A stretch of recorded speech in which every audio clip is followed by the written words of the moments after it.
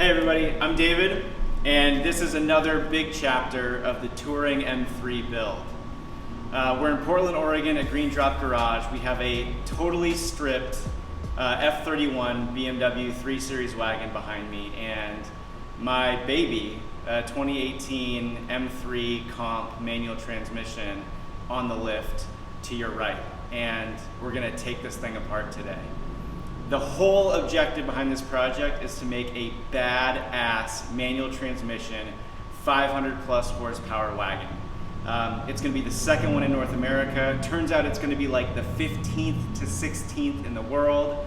And we're gonna be doing this on nights and weekends over the next probably couple of months, working with my buddy Jake, who's filming, awesome people like Ryan from Dynasport, who's our coach in this project, and many other helpful friends like Phil and Omar and other supporters and sponsors along the way. Let's get the chassis dolly removed. We'll jack up on the rear shock towers and just reposition the rear portion of the lift. Cool. And then we'll be on to jacking up the M3 and tearing up my baby. Oh my Terrified. God. Terrified. All right. I'm not liable for anything that happens today. I swear. There we go.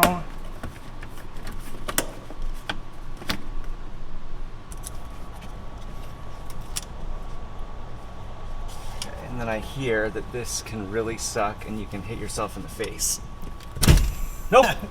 Yahtzee. Success.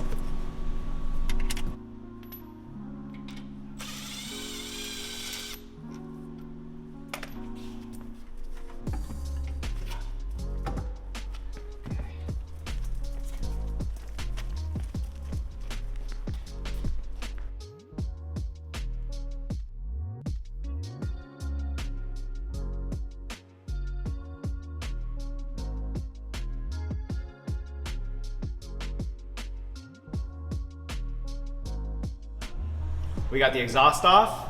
That feels like a win. Now we're gonna do all the underbody and the heat shielding, so we'll get access to the drive shaft, which on the M3 is carbon fiber, so we'll undo that. And then be ready to get pretty close to dropping the rear subframe. We're trucking along. So I'm underneath the M3. You can see the exhaust is gone all the way from the downpipe back. We've got the heat shielding out of the way, feels good. And one of the major issues you might have heard me talk about is, we need to replace some transmission tunnel mount piece of metal, and here's why. So in my hand is the transmission and transfer case support off of the automatic 328, came out of the wagon. Now here's the one that goes on the manual transmission M3. So this piece is gonna have to bolt on the wagon. And since I want to use this chassis, the sedan, this piece is going to have to bolt up here. And you're not going to be able to see it very well, but these bolt holes do not line up. And so this side, from a cursory glance, this side looks good. This side is what needs to get drilled out and replaced. So that's what we're going to do after we end up dropping the front and rear subframes, is really inspect what works and what's going to need to get swapped out. But this is the first view we've had of exactly how things might or might not align. So we're getting a better picture of this project for today. I might have just discovered something interesting today, which is I thought the whole time that the M3 drive shaft was carbon fiber, but it doesn't look like carbon fiber, and it certainly doesn't sound like carbon fiber. So it makes me wonder, does the manual transmission get a metal drive shaft and the DCT gets a carbon fiber drive shaft? I don't know, but this one's definitely metal. I'm just gonna pretend that means it's more stable and it can handle all the horsepowers I wanna throw at it in the future, right? We'll go with that. Friendly reminder to self, make sure all of these are tightened right, like the one that you just loosened that you can't fully snug back up. It's good to have a tight drive shaft. Or so I hear. All right, here we are at the M3 rear diff, and Jake and I have been working on getting the drive shaft disconnected here like we did on the wagon. And we've come to realize that, like most, you know, expensive and or European cars, you need special tools. And so instead of figuring out to get the special tool for this sunk nut to get this out, what we're gonna do instead is just drop the rear subframe with the drive shaft attached. It's already free of the transmission, so we will have to unbolt the kind of intermediate bearing here. The benefit of dropping it with the subframe is that we make sure that we keep everything balanced. So we've marked how it should align with the transmission, and we will keep it aligned with the diff. This was something that BMW said is really important, and so we do sort of kill two birds with one stone by doing it this way, and we'll just make sure we don't drag this thing on the ground. That is not the fuel.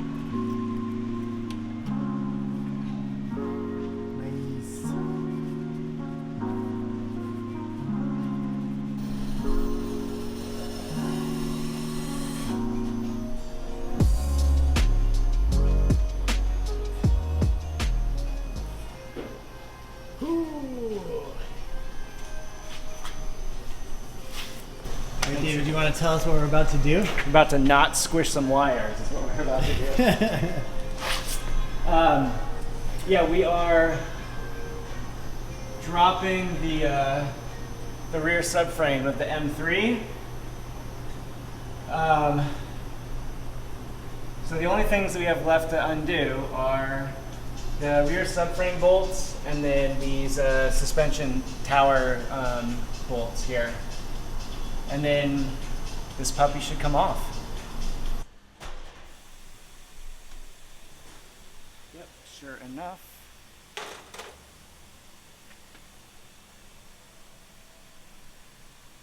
So this is going to be the first sort of transformational piece of the project where a part goes from the M3 onto the wagon. And I guess we'll find out. Will it just bolt right up like everybody says it will? I don't know. We'll have to find out. Oh my God, it's coming. Coming up. Going up.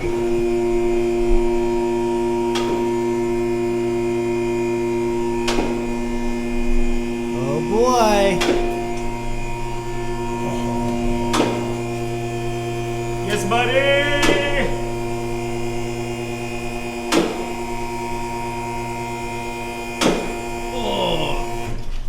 Daylight. You'll love to see it. All right. So now what we get to do, let's lift up the wagon and tuck this baby in bed. All right. All right. That's pretty sick.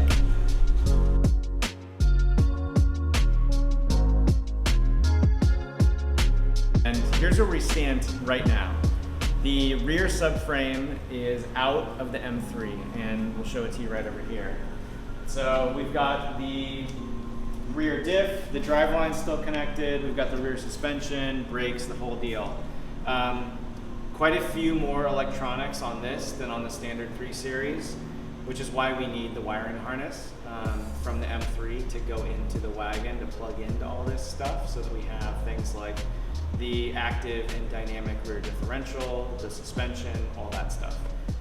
The hood's open on the M3.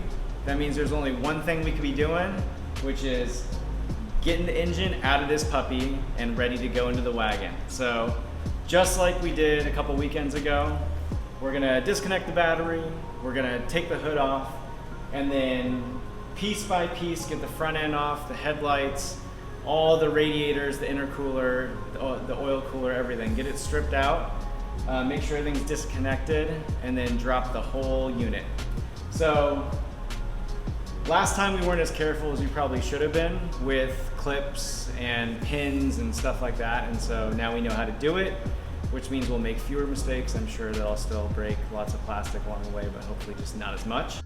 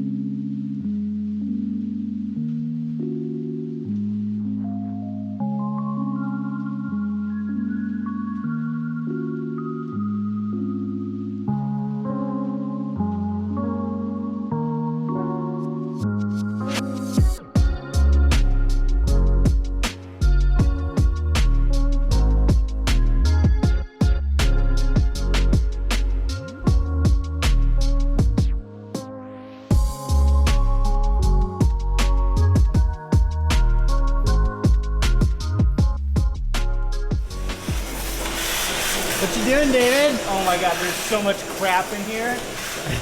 By the way, it's all a joke. We're not making an M3 wagon. We just want an excuse to vacuum out the intercooler and oil cooler area. That's it.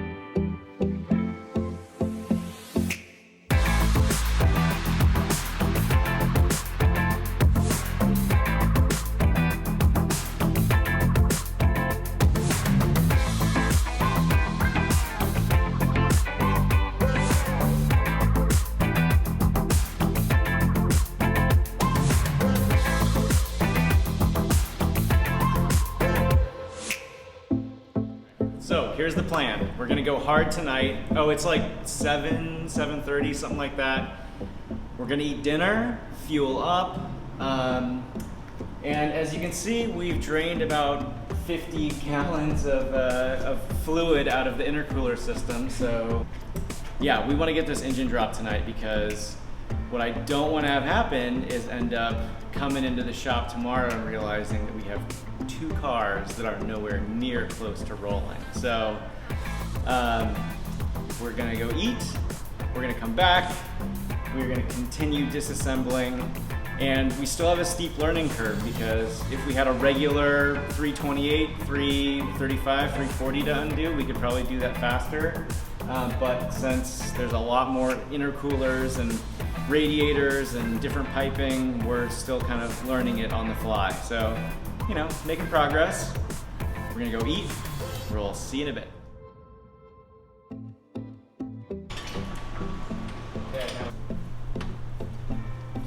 That looks